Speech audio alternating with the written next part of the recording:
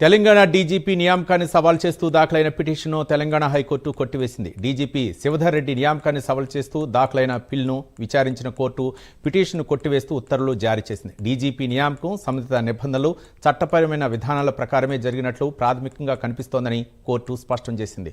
Petitioner సమర్పించిన వాదనలు స్పష్టమైన ఆధారాలతో నిరూపితం కాలేదని తెలిపింది. కేవలం అనుమానాలు, వ్యక్తిగత అభిప్రాయాలపై నియామకాన్ని రద్దు చేయలేమని కోర్టు తేల్చి చెప్పింది.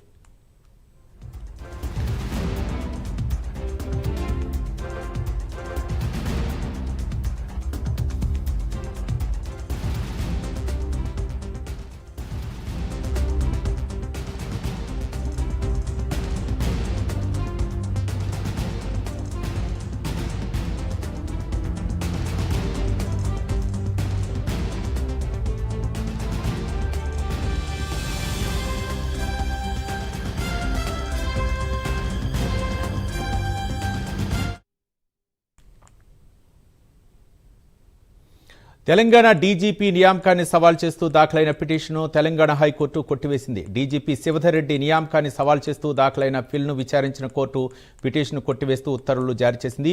డీజీపీ నియామకం సంబంధిత నిబంధనలు, చట్టపరమైన విధానాల ప్రకారమే జరిగినట్లు ప్రాథమికంగా కనిపిస్తోందని కోర్టు స్పష్టం చేసింది.